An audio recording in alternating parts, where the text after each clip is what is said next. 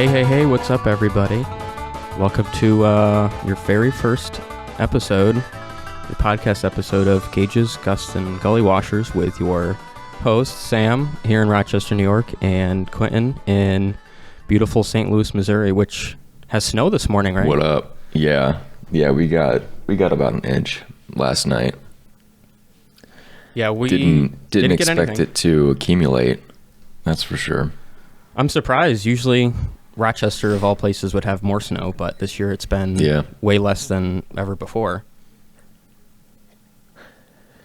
But, it is what it is. Yep. It's that, what are we in, La Nina, I think? Yeah. So El Nino. I can't. El Nino. It changes all the time. I can't even keep track of that. So yeah. It changes the weather in some ways, in other ways, so that's all I know. All kinds of messed up this year. Yeah. Something to do with the quasi-geostrophic winds or whatever is up there. Sure. Is that the right? Hopefully Doc at SUNY Brockport won't be mad because I completely forgot what that course meant. But it's all theoretical, which you just can't apply anyway because it's Who cares not even about real. Theory? It's just a theory. Doesn't matter. Yeah. Something's going on though.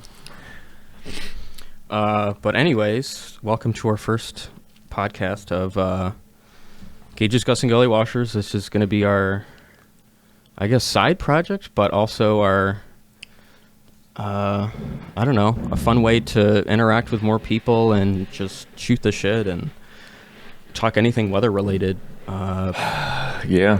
From all of our experiences and passions and stuff like that.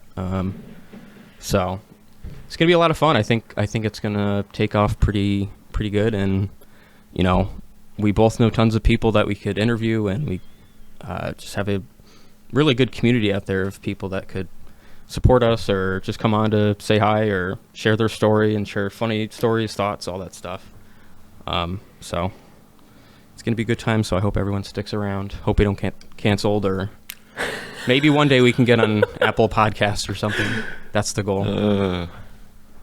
Maybe one day. But now with the you know, we're trying to do this on the cheap end, and you know, if you don't pay for stuff, you don't really get much. So the website that I was hoping to use is free. You're free to sign up. You know, you don't have to pay to upload, but there's a gigabyte upload, which, you know, a podcast over an hour is over a gigabyte for sure. So, well, I guess if you compress it too much, but you don't want to, or else it'll just sound like it's from, you know, 1998 or whatever. You're at the drive-through. Right. And it's like all crackly, and you know, the screen has like a bullet hole in it or something. Yeah. So, what you wanna start us off, Quinn, with about yourself, where you're from, all that stuff. What got you into weather? Yeah. So hi, I'm Quentin. I like the weather. I'm born and raised St. Louis, Missouri. Weather is very boring here until it's not. I've kind of always been into the weather. Really found my niche in instrument meteorology, and I've kind of just really delved into that as deep as I can and learned everything that can be learned in that kind of niche section of the field. And yeah, now I'm building a weather station, but we can talk about that later. Oh yeah, that's a good chunk of our podcast right there. You know, how many people do you know that are building their own, you know, ASOS themed weather station in someone's backyard? You know, their friend's backyard. I don't know many people. I mean, there are a lot of people that do it, but they don't do it right. And then you got people like me that are just lazy and just buy those Accurites or Ambients, which are, you know, good for a Micro Center earlier, and I was tempted to buy it. It's just a joke. I mean, the data's not terrible, but like it's not. It is data, but is it reliable? Is it accurate? You know, no. Do people maintain it right? You know, put new bearings in. You can't maintain it. There's nothing to maintain. Well, the rain gauge, they get cluttered with debris and stuff.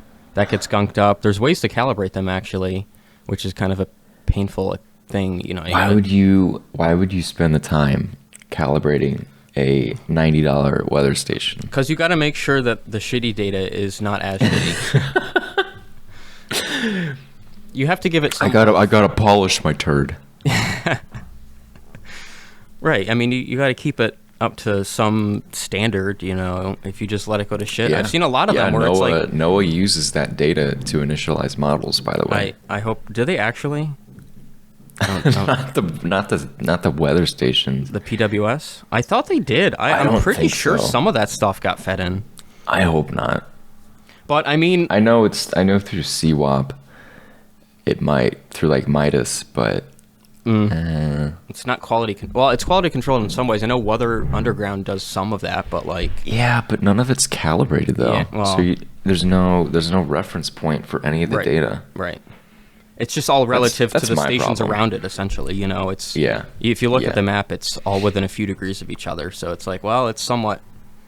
Each sensor's going to have Weather Underground, they run... like a QC test for your station with neighboring stations. So if the neighboring station is all kinds of messed up, your station's going to look bad because it may be correct, but theirs isn't. Right. So it's a whole thing. But they're useful. Yeah. Where I'm from, I've been part of the local CBS affiliate out there, Channel 6, and I think Schenectady. They...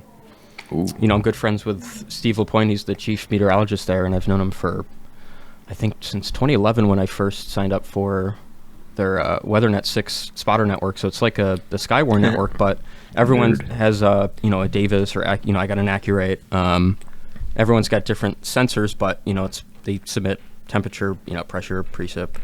And it's really useful because for these big snow events, people do snow depth, and then they also do liquid precip. And they submit it, and that data gets pulled by the Weather Service in Albany for their statements. So you'll see this huge document of New York State Mesonet data, ASOS, CocoROS. You get CWAP, and then you also get the WeatherNet 6 spotters. So you get this really, really, really good, dense, precipitation stuff, and they can create these great graphics. I mean, all of the stuff is, looking at the data, it's all relative. It's decent, but then. You got to think like some of these are sitting under trees, some of these aren't, calibrated, some of them aren't cleaned out. Yeah, the sighting isn't the best. Even mine, I haven't touched my Accurate since I installed it, 2 or 3 years ago, and I'm like, well, should I? I'm kind of a hypocrite because I'm saying that people should, but yet I don't even go up there in my own, weather station and fix it. I mean, why should you? It's not. Yeah.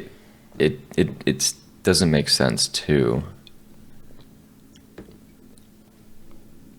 Yeah, but I guess since I do that for my job, it would be nice to take care of my own network. It's like my truck mechanic, he doesn't even take care of his own cars because he's too busy fixing other people's 18-wheelers and these big rigs, and he's like, I don't even have time to fix my own stuff. So it's the same thing. It's like you do it for a living, and then the last thing you want to do is come home. But I would fix weather stations all night. I mean, I love it. I don't ever get bored of it, so it's like I don't care, but. It's just, it's almost like just laziness, really. It just comes down to that. I'm just lazy. And I don't go home a lot, and I don't dedicate time, which is only like an hour, to go up there, take it down, clean it, make sure everything's right. I probably should calibrate the sensor and the rain gauge at least. Like you fill up like a quarter cup of water, and that is supposed to equivalent to, like a 2 inches of rain or something. There's like a certain ratio. So if it's not, then you adjust it in some way, or there's ways to calibrate it on the software side of things, but so I don't know. The only way to really test it is to get multiple sensors, multiple rain gauges, multiple setups, and then compare them against each other. Apply a reference standard to it, or that, yeah, and then run it through multiple set points to see if it has a linear calibration curve. Yeah, for whatever you're measuring. Or we'll just send it to where you work, and you can do all that. I mean, I don't know where to get those reference standards except, my work, but I'm not going to bring, an Accurate down to, this, whatever, $30,000 humidity chamber. Thing? But I could, I guess, but I'm not going to do that. It's like, what's the point, a $10 rain gauge inside of a, how many tens of thousands of dollars calibration equipment. It's just stupid. A couple. Yeah. I mean, I thought some of those are expensive. They are. I know we have the that Vesela humidity calibrator, but maybe not. I don't know. But anyway, Sammy, would you like to introduce Never call me yourself? Sammy either. Please do not.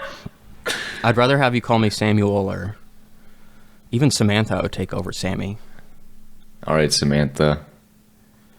So you want me to tell you about myself or everyone else, I guess? Yes, out sir. there? Yeah, so my name is Sam Cherubin. I am born and raised That's how in you say it? Cherubin, yeah. Huh. Why? How'd you think it was pronounced? Cherubin, or Siri says No, Cherubin. Cherubin. Cherubin. Yeah, it's like chair, like just like a chair, and then bin. Chair. Awesome. Oven. Chair oven. Yeah, chair oven. But yeah, I'm from born and raised in Saratoga Springs, New York. I'm sure people from New York probably know that. It's the hype, but it's stupid now. But I'm from Saratoga Springs, and yeah, grew up there, went to public schools and stuff, and I've had a very, very strong interest in severe weather and just weather in general since, very early on. I remember living at our house on Lake Ave, which is like the main road going into the city, that we had like a nice porch on the second floor, and it looked out towards, I think, the northwest, westish, and we always saw these really good storms coming in. So that I was just fascinated by that, my whole life, and it just took off. And I always knew that I wanted to study meteorology. Pretty much from elementary school, I was like, I want to go to school for weather and, make this my career. And it's been a passion. It's just been going ever since, and it's just accelerated. And yeah, so I went to SUNY Brockport for my undergrad. Graduated 2 years ago.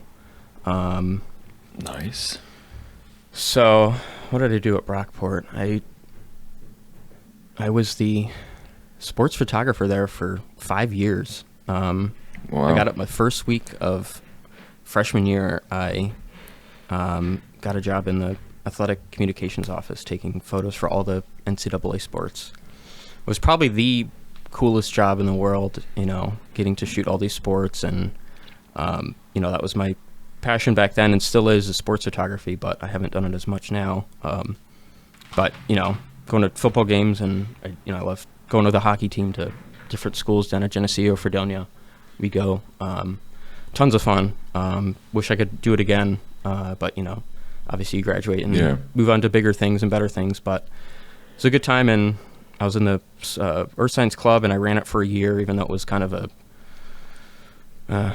almost was going defunct, but I kind of got it revived up because we, my freshman and sophomore year, we had a bunch of, older, senior classmen that kind of ran the department. And once I graduated, there was just a shell of what was left. And so it was tough, a lot of commuter students. So it was tough to get the whole meteorology department. It wasn't really, a group. We didn't really feel like a family.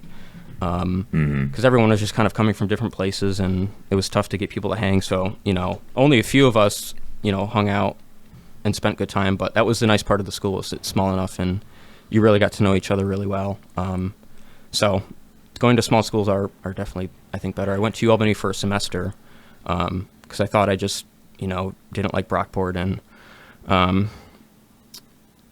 yeah, it was a mistake, because as soon as I got to Albany, I was like, this is too big. And then they put me in the what do you call it, the transfer student housing, which is away from, probably a good couple miles towards downtown Albany, because the campus is uptown, close to Crossgates Mall, and it's pretty far away from the main part of the city. But the transfer dorm was like smack dab in the middle, so I had to take a CDTA bus, a 20-minute bus ride to class every day.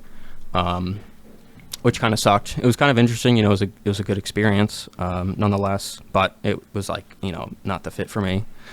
it was just a big school, too many people. The department was big, and you kind of just felt like a number. But at Brockport, it just felt more of like a, tight knit group, and professors actually took the time to make sure that you were doing good, and very supportive in that way. Where some of the bigger schools, you kind of just get lost. There's just so much, and they focus on grad school or research, and kind of undergrad.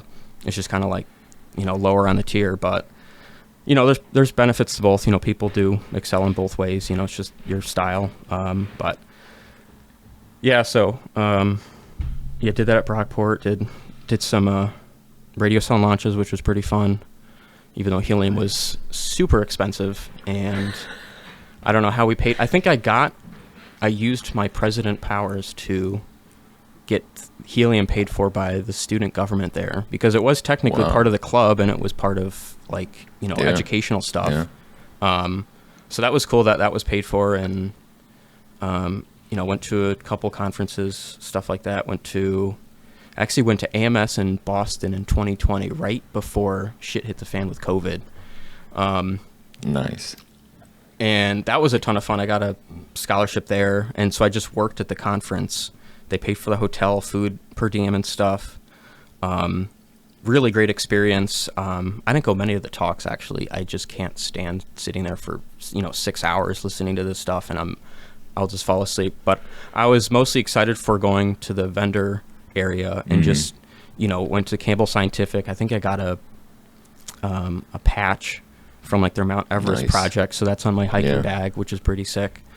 They also had there was a company that made these portable, smaller Doppler radars, and they actually converted one of them into a beer keg, and they actually were dispensing, I think it was it Modelo? I forget what it was. They actually literally had beer there. They had a lady checking IDs, and they had this Doppler radar beer keg. I'm like, where do I get one of these? Was it the Tic Tac looking radio? I can probably find a picture of it. Was it EWR? I think it was. Yeah, it was a smaller company. It seemed like they focused more based out of here. Yeah. When did that happen? January of 2020? Yeah, here it is. Yeah, EWR X-band radar. Stella. I have a picture of it. That was great. So that was a really cool thing. So that was fun in AMS in Boston. I would go to one of those again. They're a lot, though. I kind of like the smaller conferences. And they just get so expensive. I mean, AMS out of pocket, you're spending $2,000+. That's a chunk of change. Yeah. And that, then you got flights and transportation, food. $2,000. And I think if you're a non-AMS member, to go is probably at least $1,000. Oh my gosh. When is it? I think it's this coming week. It's the first or second week of January. AMS 2024. Oh, this is not till later, actually. I thought it was earlier in January, but let's see. Annual meeting. It is January 28th to February 1st in Baltimore. Interesting. So let's look at the costs here. A full week package. Early registration through December 1st, $660. If you got your ticket before January 27th, $700, and January 28th through February 1st, virtual attendance only.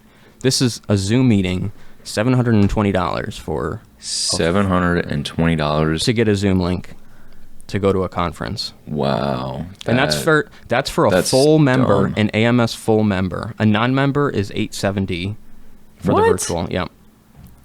Right now it's $850. You paid your $850. Here's your Zoom link. Yep. An AMS student member, $205. It's oh my gosh. And then they got the scholarships, which is great for students, which is why I did, Yeah. They paid for everything. I mean, I think I just had to pay for transportation to get there, and that was nothing. And so there's any students going out there, like, definitely get into that, you know. There's all that stuff out there to make these possible.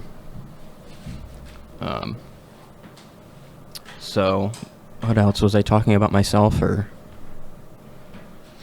Oh yeah, I do work for the New York State Mesonet, so that's my life at this point. That's my career. Yeah, he's a certified cool guy. Certified cool. CCG?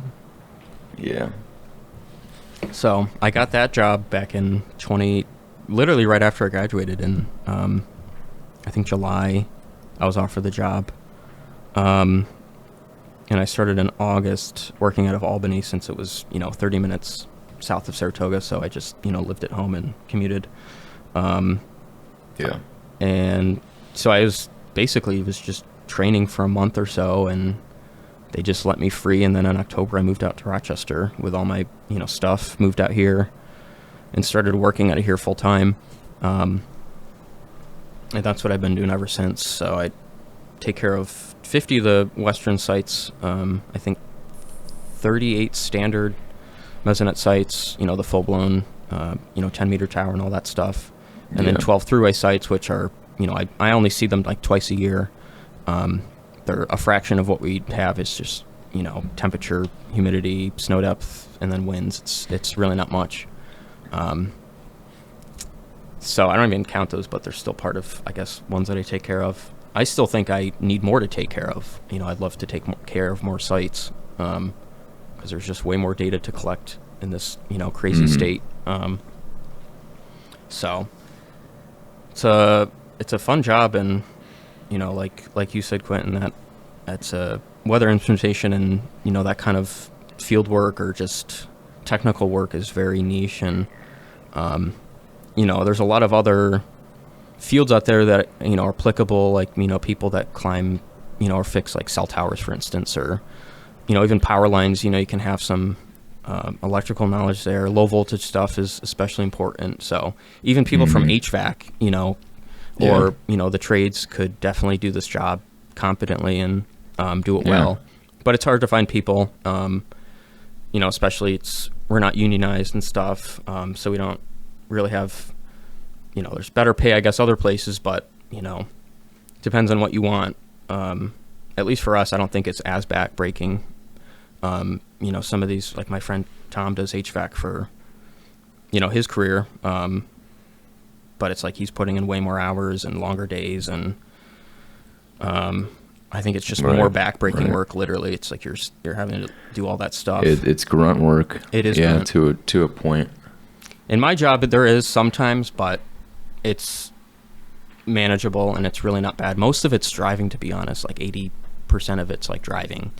Wow. To get to these places, my furthest site away is like 2.5 hours.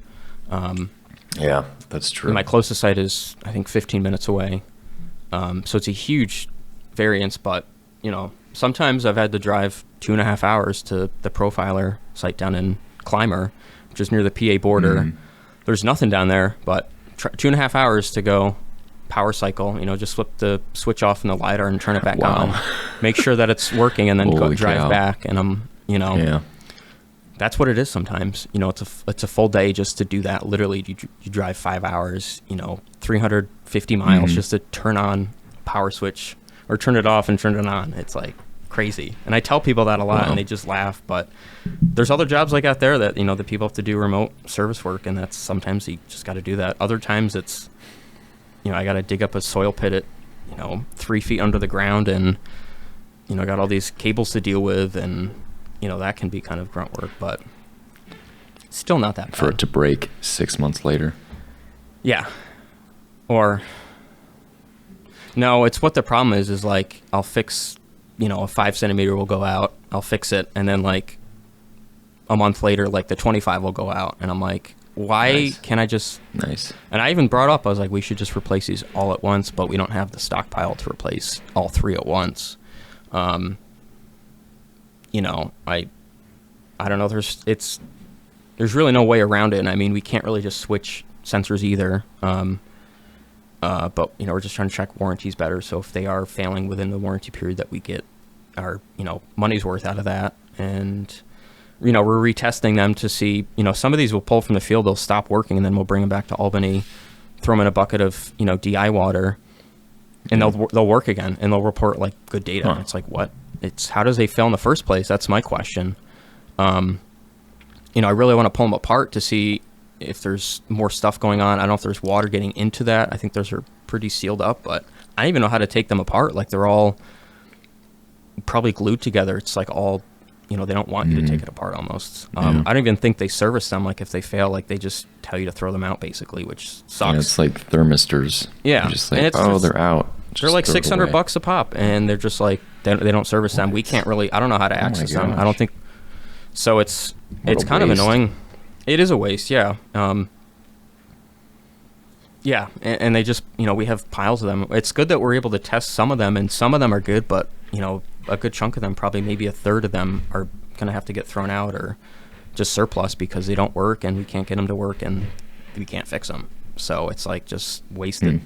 So I don't know if they're designed like that, or they just, I think they have to design them really, really watertight, and almost you can't put any screws or ways to hold it in like that, because that's another spot for water to get in. And if it's sitting underground for 6 years, and it's probably going to be pretty wet and moist, and it sometimes it'll be fully submerged in water with some of these big rain and snow melt offs or whatever. Yeah, true. So there's really no way around it. So you kind of have to build a really, really rugged device, and that might mean making it not serviceable. That might be the design feature. I don't know, but thinking if they're gonna fail, like they're not gonna last forever. So it's like they should have thought about, well, they are gonna fail, so maybe we design them so they could come apart with a tool, or I don't know. You send it back to the company for X amount of dollars, and they'll do it or something. But none of that. So it is what it is. It is what it is. But let's enough talking about my stuff. Let's talk about what you're doing right now in your free time. I've taken a bit more than I can chew, admittedly. Uh-oh. So I'm building an automated weather station, but not just any kind of automated weather station. It doesn't really have all the bells and whistles, but it's like a automated weather station with scientific instrumentation. It's got the Campbell scientific data logger. What fancy. certain specs do you like? What I guess instruments? So it's got got the RM Young wind monitor. Got the Vasila temperature and humidity probe. It's an HMT 337. It's the same one they have on the ASOS stations for airports. Mm-hmm. It's got a RM Young pressure sensor. It's gonna have one of those Apogee Instruments solar radiation sensors, pyranometers, and soon to be Texas Electronics rain gauges. So it's spec'd out. Oh yeah, I'd say so. Better than an Accurate. Marginally better than an Accurate. See, the irony of it is if you don't calibrate it, it's no better than an Accurate. I guess so. I mean, how often do you have to calibrate stuff? I know I think we rotate our HMPs every 2 years. I think pressure is maybe 3. The Young manufacturer spec recommends bi-yearly. Is this for the wind monitor? Yeah. So Really? They do every 2 years. Yeah, when you replace the bearings, you should calibrate it. Oh, interesting. We don't do that. The Vasila. Oh, you don't. Well, we replace the bearings, but we only calibrate them when they get they need new potentiometers. So they'll get new shaft bearings, and got then it. we'll throw it up on Got it. the wind tracker and, make sure the speed's right, the RPM drive thing. Yeah. Which is, those potentiometers last like maybe 5 to 7 years on a good day. So Yeah, they're not. But are they they're really not going to bad. be? I mean, if we're comparing it against the Sonic 2, which the Sonic, I don't know if that'll need to be calibrated. I don't think so because there's no moving parts, and you might need to initially. You can just verify it in a wind tunnel. Yeah, Really. but it's verifying against the mechanical anemometer, so Right. and you'll definitely see that in the data. I mean, obviously there's going to be some differences, I guess, just from the specs and stuff. discrepancies Yeah, in that. discrepancies. You're going to have that, but they line up for the most part, and you'll see when there's a directional difference from those pots going bad. Then, you'll see it, especially out of the Northwest. It seems like that's the most popular. 10-degree difference we'll find, and it'll just, so. And then other times it'll just be misaligned where, it'll be a 10-degree difference for all directions. So that's more of an alignment issue, and you have to go to the site and make sure everything's aligned. And I mean, we kind of loosely, I think we could do a better job of lining them up because all the towers face north. So the RM Young is, when we take the tower down, it's pointing upwards. So when the tower points up, it'll point due south, and then the Sonic has a north arrow, and that points to the ground. So we just got to make sure those are basically perpendicular to the ground, but that's still just, you're just going off of sight. You're not going off of like a compass or maybe even I don't know, something else. So, and I'm sure they could move over time if they're not tightened correctly. They probably could settle and move and stuff, or if they're just not even placed correctly, So, but go on about that. Sorry. Yeah, they shouldn't move. It's usually just offset incorrectly from the beginning. Right. But where was I going with that? The the HMT, the Vasila, does yearly. Same with the pressure sensor. That's pretty standard. Rain gauge. I mean, everything is kind of a yearly cal except the wind monitor. Mm-hmm. But what's unique about the wind monitor is that aside from direction, wind speed, you kind of just need to figure out the offset. But once you figure that out, the helicoid is really good at what it does, and it's just a fixed offset. I believe for every revolution, 0.96 feet of air go through it. Mm-hmm. So you figure that, you just do the math, and it works out.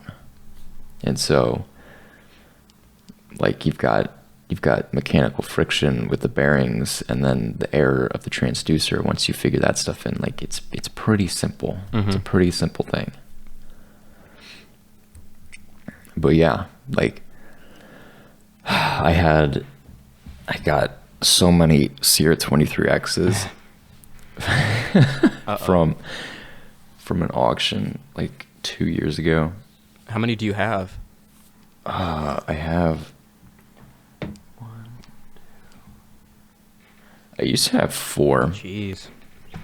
but I just given them away. Oh. Sold them to people who needed them. Here, I have this. You want it? But yeah, so I'm using a Sierra 23X. I did a voltage input, the single-ended voltage measurement verification. It's offset by 33 millivolts on the high end, so 0 to 5 volts. So it's 4970, which the beauty of it is, in practical terms and in real life, out in the field, the sensors will never I hope not, will never reach those extremes. So like the mid-range, it was reading off by like 5 to 9 millivolts. So it's a much tighter range of uncertainty, and that's kind of the range you're looking at for most measurements anyway. So it really doesn't matter. I did call the Campbell representative, Jeff, very helpful. My name's Jeff. Who kind of brought that to my attention, about how like Campbell can calibrate it. There's no guarantee that they're going to be able to offset it, but realistically, what you're dealing with is, it's not really an accurate representation of what you're going to be reading, because it's on the extremes. And even so, if it is a problem, you could just switch it to, say, the 0 to 1 volt output. So you're using even the smaller end of the range. So it's not even that big a deal. But yeah, and I think I'll probably get that calibrated by them anyway, or just be issued a certificate from them in 2025, because their end of life, so they're no longer going to be supporting them or calibrating them in 2026. So rest in peace, legacy EdLog data loggers. You will be missed. I have never used EdLog. I'm just used to CR Basic. It's awful. Is it? For being a novice that didn't know anything about anything starting out, there is the biggest learning curve with it. Because mind you, this program is from 1985. Sheesh. Yeah. Sheesh. It's not easy, especially when you try to do complex things like parsing serial strings, like doing anything really. But when you kind of figure out how to do it, it comes pretty naturally, and you can do quite a bit with it. But I would recommend just skipping the pain and getting a modern data logger. Yeah, anything CR100 or CR1000 and up. CR basic data loggers. Don't waste your time with EdLog. I mean, I have a CR10X that I've been thinking about getting going, but I need to get one of those. What is it? The SC32B, the optical. Yeah, and you need interface. those too, because of their proprietary CSIO protocol.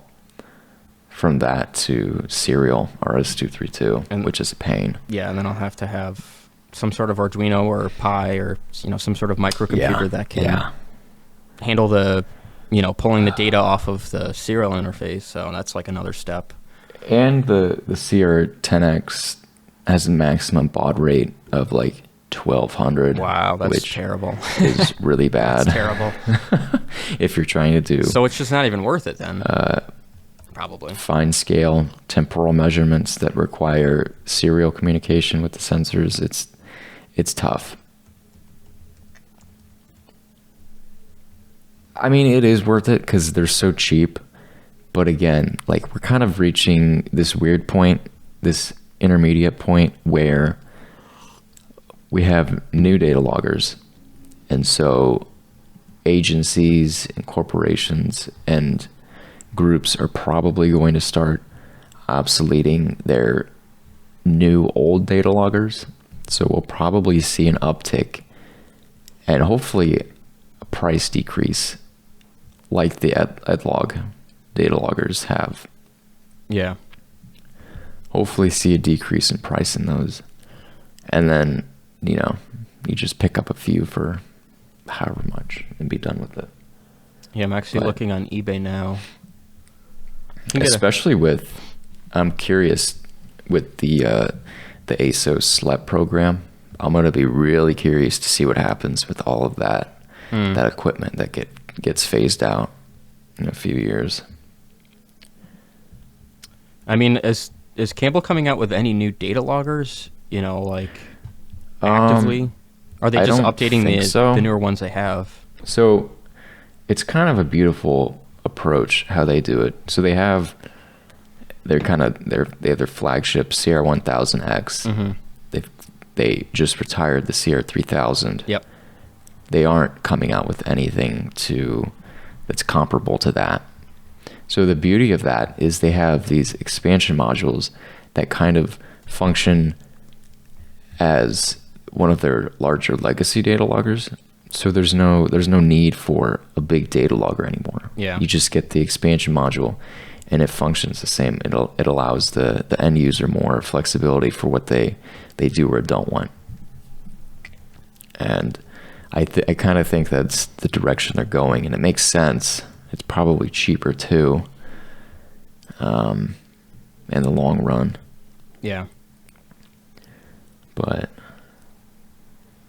yeah, so back to the thing, weather station. So I've got 2 boxes I picked up super cheap on eBay, which, by the way, note to self, if you order the 1.5-inch bushings for the new boxes, those are not the same size as the older boxes with the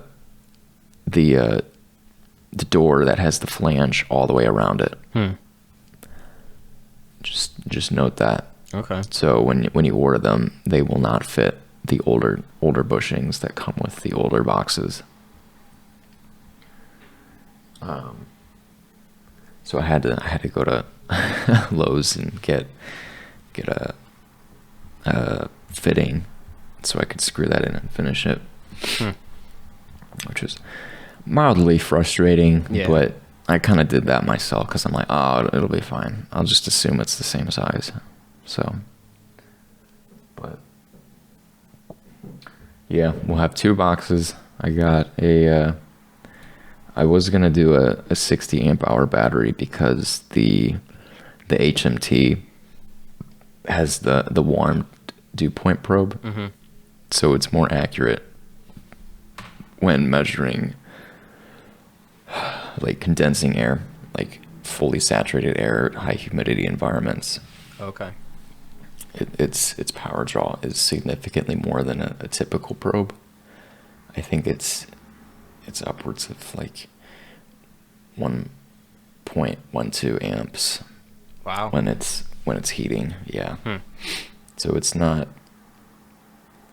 pretty power hungry, but that it doesn't happen all the time. So I'm kind of banking on that, as it doesn't use up all of my power at once. Yeah, because would that only turn on when it's close to freezing or full saturation? I think only full saturation. Okay. So it won't be on like all the time. Yeah. Is that an auto sense nice. thing, or is that like something you got to program into it? It automatically okay. does it. So could you change that yourself? Like, could you update the program and say, hey, if RH equals this, I don't then think do so. that? It's pretty good on its own. Okay. I'm not gonna mess with it. I don't think you can mess with it. No, it's hard. Anyway, it's hard programmed into it. Yeah.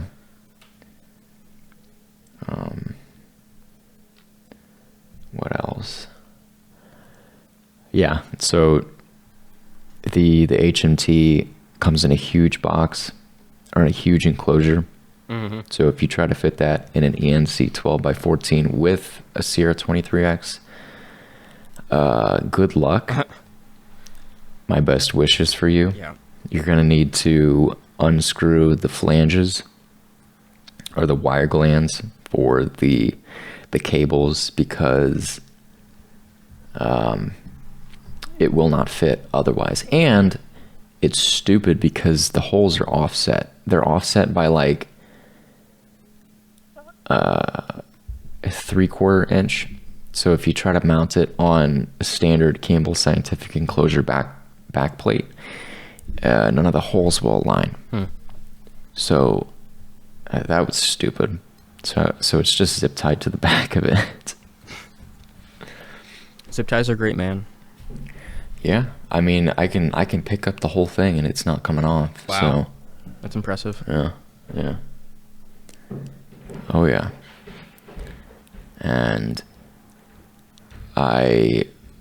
so tragic news too is I got a GPS to set the time and kind of use that to timestamp the data for when it gets uploaded to my database.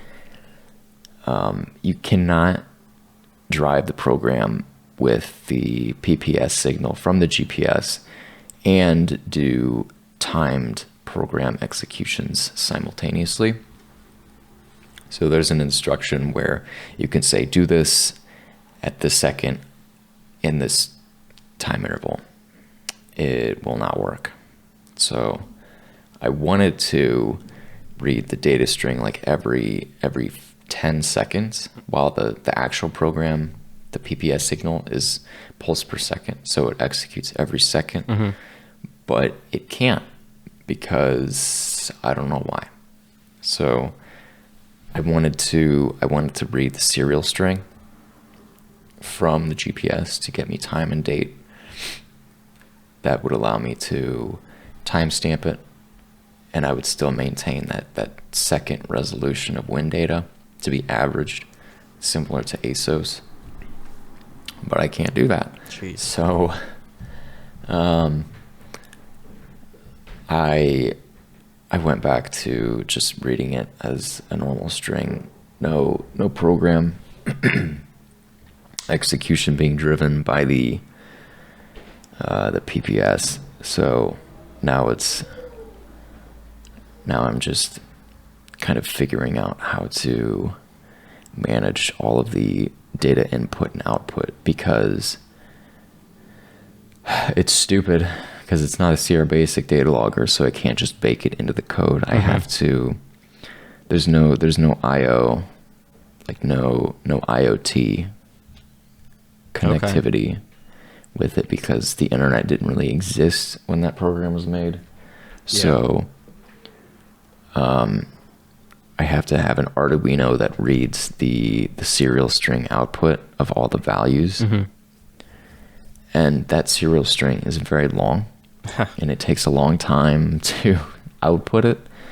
And so you end up having program overruns because it takes too long to read the GPS string, read the barometric pressure string, and then do all the measurements of the analog devices, and then output the string of the values. Yeah. So I've settled on like I think it's going to be 5 to 10 second readings. Each program execution, so that way it's kind of like a middle ground between high temporal resolution and not destroying my processing power, my resources in that regard. Plus, because like the temperature sensor with that HMT 337 is not a small PRT, so it's going to take a lot for it to acclimate to a step change. So there's a pretty significant gradient dampening factor there, especially with it being in a gill shield, non-fan aspirated. So the longer measurements are kind of okay because of that. I considered getting a faster response little thermistor from Apogee, but I kind of decided against it because that would just be another reading I would have to output, and it's just not worth it. Yeah. Plus, this isn't like, it's not aspirated, so there's no point. there's no fan aspiration, so it's like, what's the point of this anyway? But yeah, 2 meter temp, 2 point, 3 meter wind speed, because I don't have the facilities to put in a 10 meter tower, but it's okay. We'll just Well, you could we'll just adhere to AASC sighting requirements. I mean, you could just get a longer pole for it, just put it on the tripod and then put. I could. You could. I may eventually go up to 20 feet. That'd be good. The maximum extensions. It needs guy wires though. Yeah. But I mean, we'll see. We'll see what happens. I just want to get this thing online. Right. Well, that sounds really good then. Got a good plan going. So you're probably going to install it in the springtime when, the weather's better and the ground is probably easier to work with. Well, all I'm waiting on is that cross arm bracket. Oh, okay. That's all you need? Yeah. Shit. I have a couple here I probably can send you. Actually, I mean, if you wouldn't mind. I do, yeah, because I probably have a good 5 or 6 of them that I'm not going to use, I think. So. Okay. Just send me like 2 of them, because I'm probably going to set up another station. Okay. Up in wherever, and I'll need another one. Okay. But yeah, I'm trying to get this thing done like ASAP. That's good. Because I know I kind of lost with this first snow system, but I was trying to get it done before the snow. Oh. Because like it's gonna be a pretty intense low coming through here, and I wanna record that. Yeah, that would be pretty cool. But yeah, so, and then the string will be sent to the Arduino. Then the Arduino will take like the time data, all the measurements, and then make the different derived variables, and then upload that to a MySQL database. Mm-hmm. And then from there, my site, it'll just take the data from there and display it. It'll be easy peasy, easy money. Easy money. And this is going to be all on your website, right? Your personal website? Yeah. And so do you have the ability to, get graphical data, archive data, stuff like that? Yeah. So that's the beauty of the SQL database structure. Unlike CSVs, which suck for historical stuff. Yeah. You can query the database in a much easier fashion to get like historical highs, lows, averaged, that sort of thing. Yeah. So it works a lot quicker and more efficiently. And it's just easier to implement too. So,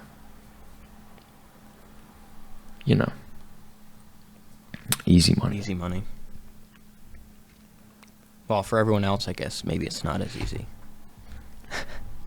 Well, I'm just using ChatGPT to write it for me because I don't know how to code. Yeah, you're cheating. Who cares if I'm cheating? I've got a pretty website with cool data. Yes. Who cares? I mean, I don't yet, so that's still a work in progress. One day. We'll have a map with both plots, and it'll be awesome. Real-time data, yeah. I mean, we. Oh yeah. I mean, you technically could tie my station in with your stuff. I gotta see. I think, yeah, I know I tried accessing my data logger remotely and it wasn't working. And I checked my router and the settings seemed okay. The port was forwarded and, I was using the right IP and stuff. Yeah. So it might have been, I looked in the data logger settings and I think there was a setting in there for enabling like remote connection or something like that. And I enabled that and I haven't checked it yet, but I should. Cause once I'm able to, I just don't know how you would pull the data from my site, Well, you had it would make an HTML web page. Yeah, right? Yeah, that's probably the easiest way to do it. So then I would just pull the data from that. Yeah, and I was working on that the other day, trying to find out how to scrape it, and it's, with Python. So that I could probably pull it into one of my SQL databases. Okay. I mean, yeah, because you can get raw data from the web page version every 10 seconds, and it updates automatically. It's like you don't even have to refresh the page. So it's good data. I mean, it's not 1 second data, but you don't really need 1 second. Even 10 seconds is really good. It's kind of impractical. Yeah. I mean, if you're doing really, like, really nitty gritty research or wind gust, stuff, then yeah. It's not being uploaded. Yeah. It's for in the lab post processing. Mm-hmm. But it's definitely feasible. So, the guy that is I have running my Raspberry Pi. It's through his service, WeatherBox. I reached out to him earlier this week, and he said he's almost done finalizing it. So I think he's doing the same thing. He's just going to pull the data from the web page, because he can remotely access my Raspberry Pi. You just pull the data from the raw data from the data logger. But it's going to be running through his service and stuff, which is fine, because I can access that. I get stuff like that. Well, it doesn't matter who's running what service, so long as you have the public page. It is public, yeah. That can be accessed and data scraped. Right, but I still want to do it for my own use and get my own website, because I do want custom plots, and I want certain graphics and stuff. I'd like a Meteogram style where you can, move your cursor along and just get live readouts of 1 minute data would be really nice. So that's when I had my experimental thing going, that's kind of what I did. Is Minutely. Yeah, and Minutely is really good. Oh, absolutely. I like just the fine resolution stuff's good. So, at least for wind data is cool to look at, but temperature is really not going to change second to second. Yeah. You're talking probably hundredths of a degree at that point. As the cold front comes through. Yeah, which we haven't had a really good cold front, like one that would change the temperature by like 20, 30 degrees yet. I'm hoping so soon, whenever winter decides to come here. So we just need one of those Arctic, polar fronts from Canada that comes down and just wreaks havoc on the whole country. Soon. We're in that month. Soon enough. Yeah. January, February is like the coldest time. I think February might be a little bit colder maybe, but it's a little bit deeper into winter. It feels like freaking fall still. Mm-hmm. It's just ridiculous. It feels like, November or October even. So, but yeah, I mean, I'm doing this a similar setup as you. Obviously not the whole blown ASOS, and I only have a fraction of the sensors. Putting it on the tree.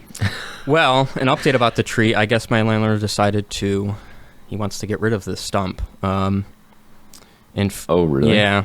I get the tree guy texted me, I think yesterday, saying that the landlord wants it. My landlord wants the 25-foot section of the trunk taken down. I'm kind of bummed about that, because even the is there going to be the stump is still going to be there? I think they're grinding that all down, to be honest. Oh, man. They're not leaving anything. That sucks. Yeah, it does. I was really looking forward to putting something up there, but I'm looking to move by the spring summertime, so it's not really worth putting all that energy to put it up anyway, even though it'd be good data for the wintertime, I think.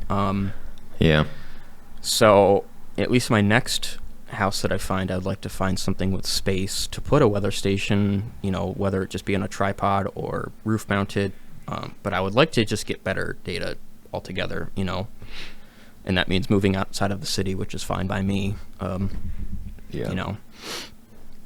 It's nice being close to everything, but everything's too close. Too much traffic, all that noise. Got the hospital right down the road from us, and I mean it's nice being close to Costco, though. I have to say that. I've come to love Costco. That is probably now my favorite store of all time to go to.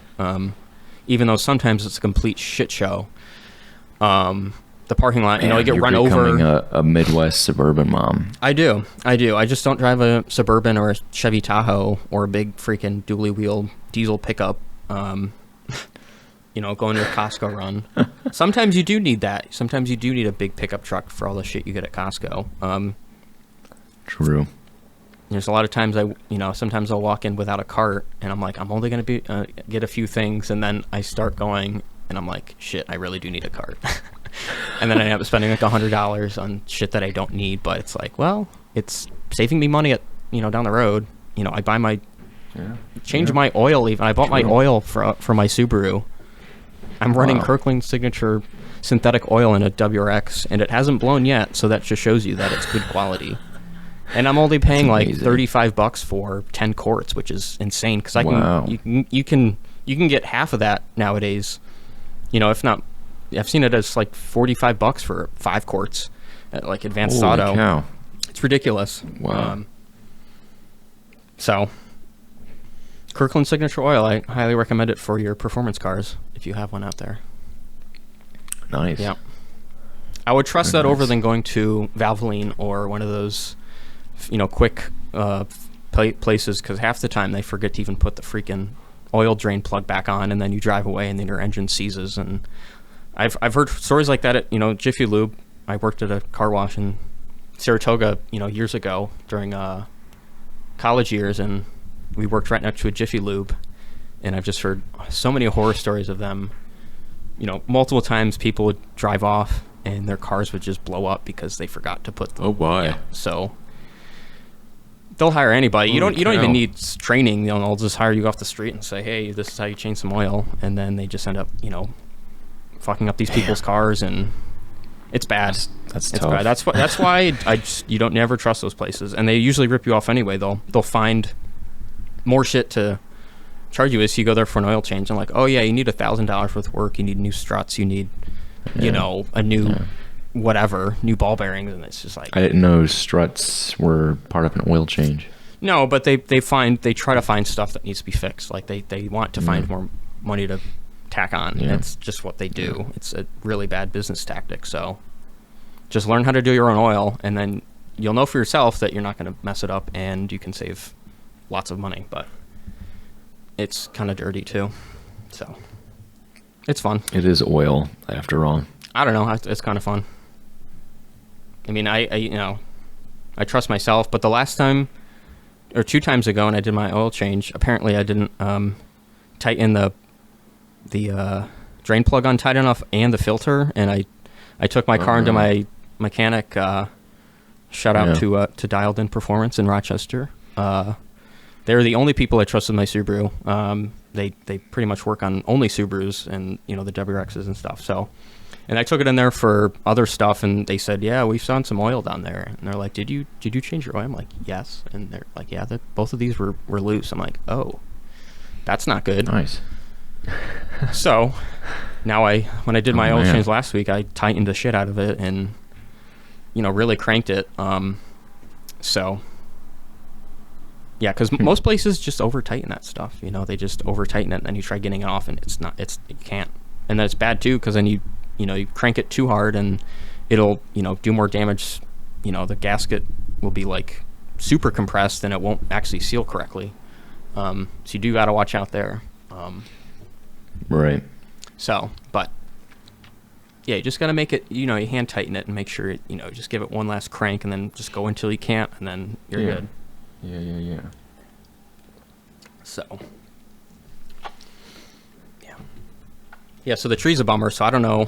I mean, I'll have to take that station down anyway, and I would like to, I'm definitely not doing PVC, and I probably should. I probably should upgrade to a legit tripod. I mean, it would be nice to keep that tripod. Yeah, maybe the one on eBay.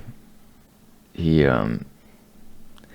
added shipping to it now, so it's $150. Wow. Wait. Plus $4.95 or whatever. $150 shipping? Yeah. Damn. I totally scammed that guy when I bought it. Yeah.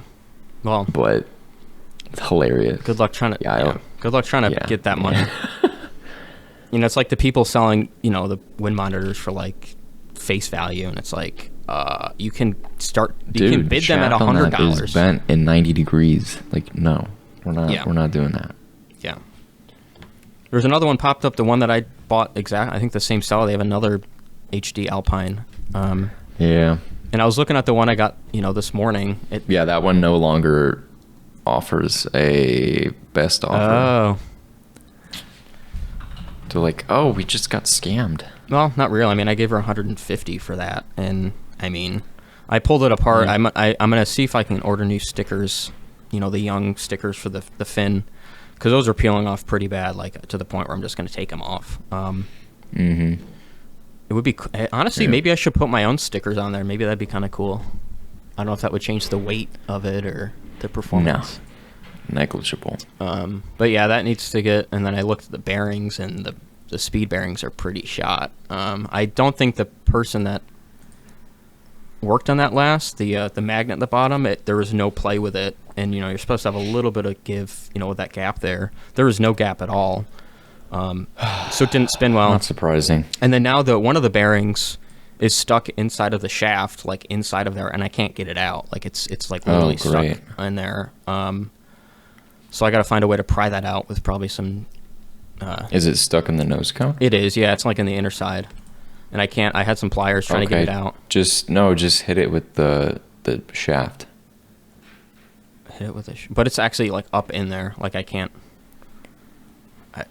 What do you mean? Like where the actual nose is, where the propeller locks into place there. Oh, it's on the shaft. It's on the shaft, like in there. Oh yeah, you're not getting that off. That happened to me once. Yeah, no. Sheesh. I think I have some spare. I might just replace it with a new shaft. It needs a new propeller too. That's kind of worn, and I can't even access. I tried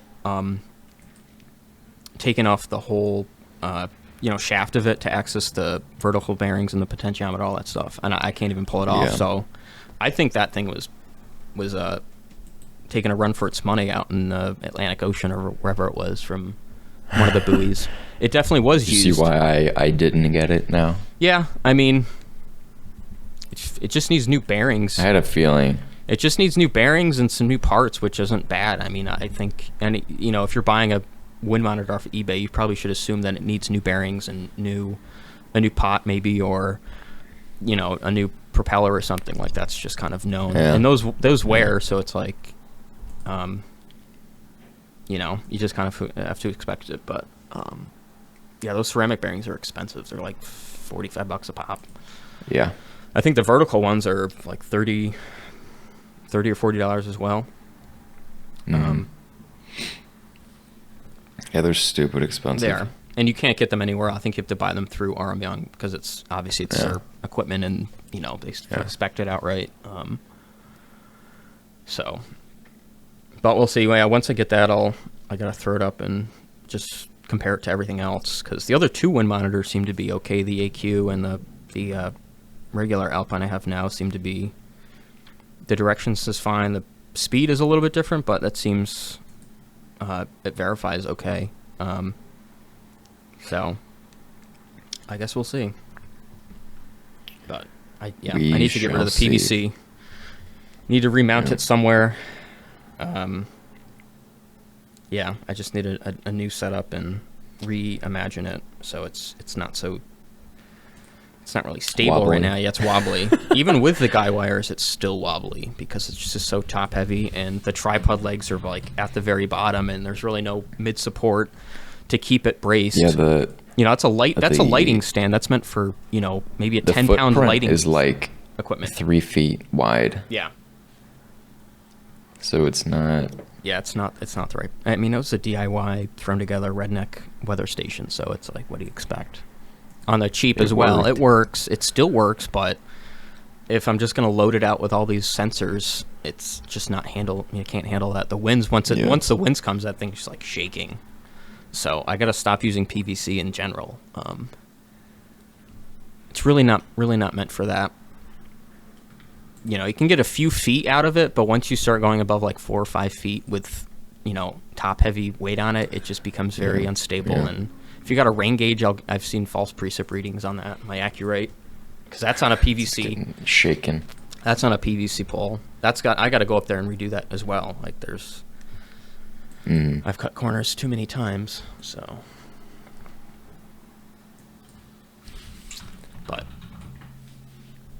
yeah, I think Yeah, I might invest in one of those antenna brackets. It's like a two leg support. Antenna bracket you put on your roof, or not your roof, but the, what do you call it? Like the peak of the roof, you put it up there and it would stick up above the roof. And so I found one for like $40 on eBay. It's way cheaper than buying, the flange. Nice. The flanges and like the galvanized steel stuff. Those are stupid expensive. Yeah, they are. I didn't realize how much those were. Yeah, and I'm like, I bet I could find these online for cheaper. And of course, I look and you can get a flange for $10 and not $16 at Home Depot, which is ridiculous. Yeah. No, that's stupid. So if anything, I'll just source it online or, find other ways. But, I think I'll have better support with that antenna because that has two places that it locks in instead of, if I had the flange, I'd have to spend a lot more money to get the same sturdiness to it. Right. Which you really do need if you got multiple sensors up there and stuff and it's swaying in the wind. Like, obviously you need something that's not going to move. So one of these days I'll get to it. But yes, sir. Yep.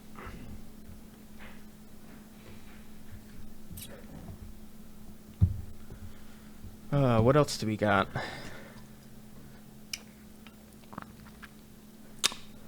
I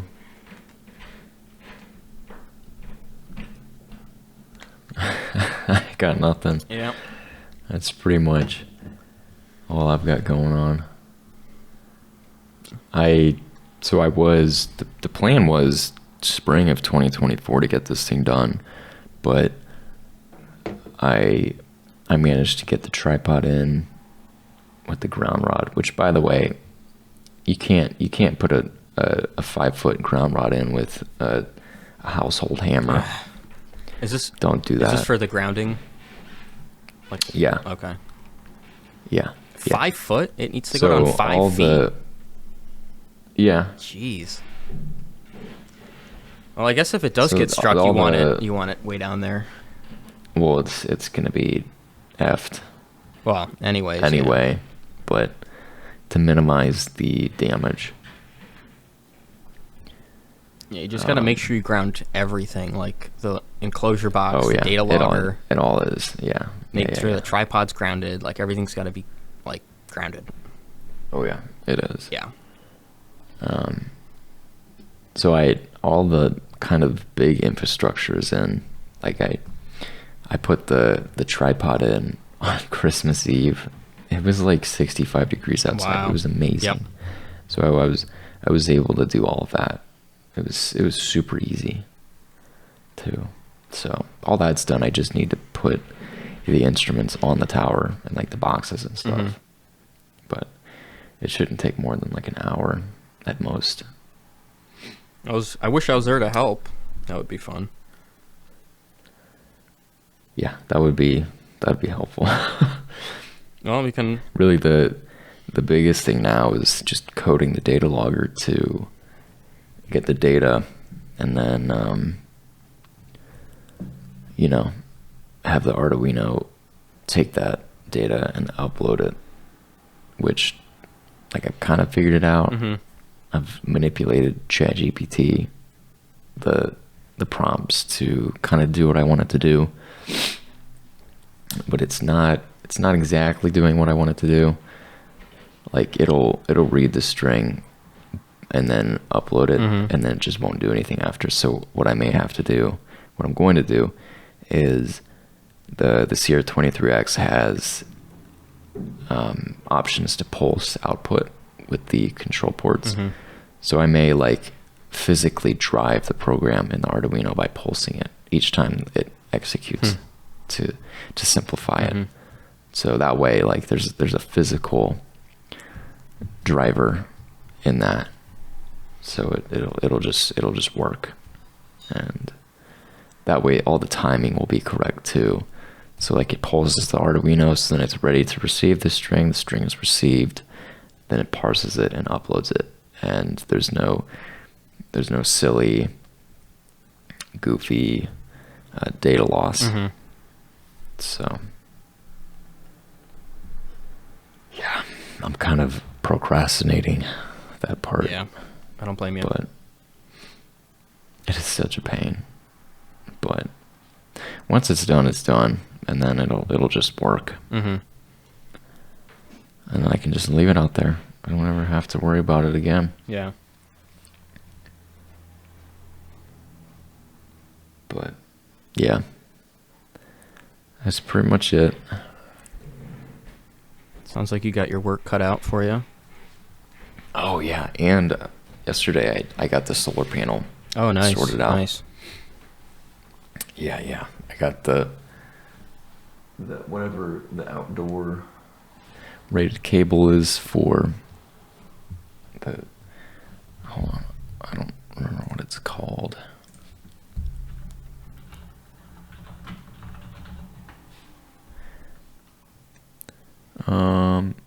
I forget what it's called, but it's like outdoor cable, and so I had to desolder the 3-foot cable from this panel. It's only 3 feet. Jeez. And put the longer one on there. Okay. And because I took the casing, the sheath back, I epoxied the entrance to the little junction box on the back of the panel. Mm-hmm. So everything is better sealed and won't get ripped out. That's good. And then put the angle bracket on there, which I felt really stupid trying to figure out how to do that, because it's got these little bent plates that go inside of the panel frame and clamp on, and I just put them on the outside of the panel, and I'm like, so there's not a nut to attach this, like how do I do that? I'm like, oh, it's a clamp. So we did that. We got the ground, all the grounding done for that. So there are grounding holes on it, but you can't access them with the clamps. So I ended up just putting the what's it called? The thing. Yeah. You could put the screw through it, screw it down with the wire attached. I just put that on the bottom screw for the clamp, just to kill all the birds with a single stone. Okay. So then it's kind of just a whole little unit done. Nice. And then that'll just get strapped onto the mast, and it'll work. It'll just work. Be great. Well, you definitely have to take pictures of everything and tweet about it, or X about it. We're gonna make a big deal about this thing. Right. Oh, we probably Guys, look, it's my ASOS. We probably should get a social media going for the podcast at this point. Yeah, probably should. At least Twitter. I think Twitter would be a good start. I could probably get that going. I wonder if we can do. I wonder if we can get. I think we can have multiple people access the same account. So. Oh really? Yeah, I think we both could tweet from it and post from it. So. Okay. Yeah. I still want to get a logo designed for it, but I'm not really good at it. Yeah, that wouldn't be a bad idea. It wouldn't. It's not my forte. forte. Just give me a day to think about it, or a week, or a month. Yeah, I mean, even I'll figure something those out. AI generated logos were pretty sick. They just I don't know why they misspelled everything. It was just like, well, you can't. They're not meant to be like perfectly one for one logo. Like it's just kind of. But it's like we're giving it digitize it. It's like we're giving it the name of it, and like it's spelled correctly, and it can't even. It does. They don't know how to do that. Jeez. Not yet, at least. That's kind of stupid then. Like, what's the point? It makes these great logos, but like it can't spell for shit. It's like, what? Oh, that's what? why you just put it in a Photoshop and I tried editing in. it, but it's like I can't edit it. It just there's like no part that I can I can't even change the text on it. I'm like, so I don't know. Well, yeah, because you have to physically delete it and then put it in. Yeah, I don't know.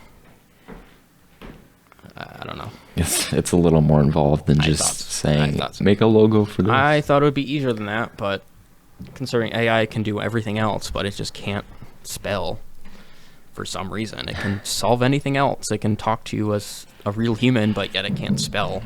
Talk to Joe Biden. I mean, it can be Joe Biden. I mean, all the voices it does, like, it sounds exactly like it. But Joe Biden can't make a logo, though. I mean, now he can't. I mean... The Joe Biden AI can't. Wait, there is a Joe Biden AI? No, I don't know. I'm sure there is. I wouldn't be surprised. Well, I mean, if there was, I hope it would be also senile and fall downstairs and shit itself as well, so... Oh, man. But let's not talk about politics on a weather-themed podcast, even though... No. Yeah. No, the weather enterprise is incredibly politicized and... Already, yeah. Polarized. Very much so. So we don't need to suck that into our podcast even more, you know. No. But... I hate politics. Yeah, everyone does. Well, not everyone. It's dumb. It's dumb. It's dumb. Yep. Yep. So, what are we at? An hour and a half? It's Yeah, pretty just solid. about. So, we got to find some guests for. Should we try guests for next week, or 2 weeks or something? Or I just need to give them lead time. that's true. Probably at least a week or so. I wouldn't put a date on it Yeah.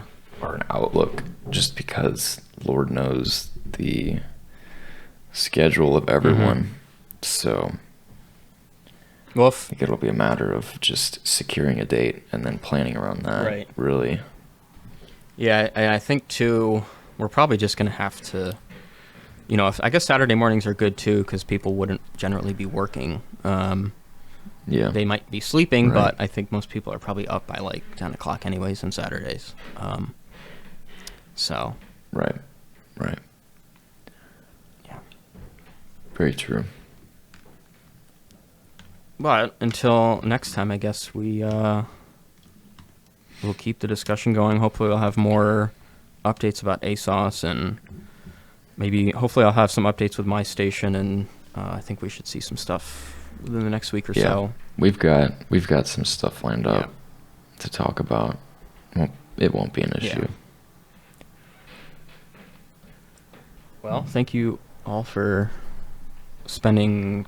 Yes, if you've made it this far, you win a prize. You win a pat on the back by us personally. And a cross-arm bracket, courtesy of the New York State Mezzanette. Because we have a whole crate of them. Maybe. Which we're desperately trying to get rid of them. So, Yeah. I mean, we could just melt them down, but I think there's still good use out of them. But I just slowly could.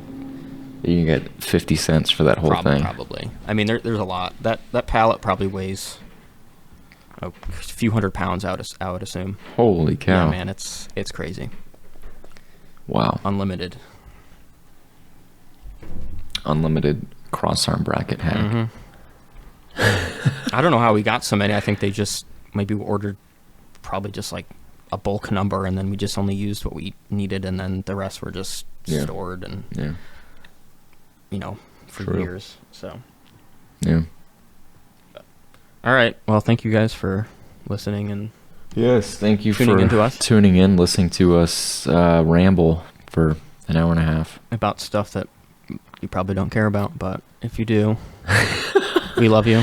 Yeah, obviously cared enough to come this Right. far, but I think there's going to be a lot of people that'll enjoy listening to us, so it'd be good. hope It'd be so. good for a car ride, if you just want to throw something on, and yeah, podcasts are great for that. absolutely. So it would be fun to do a live podcast. I don't know how that'd be possible. I think You just go to YouTube for that. yeah, that would be kind of fun. A live podcast. That would be pretty fun, actually. We'll have to do that at some point.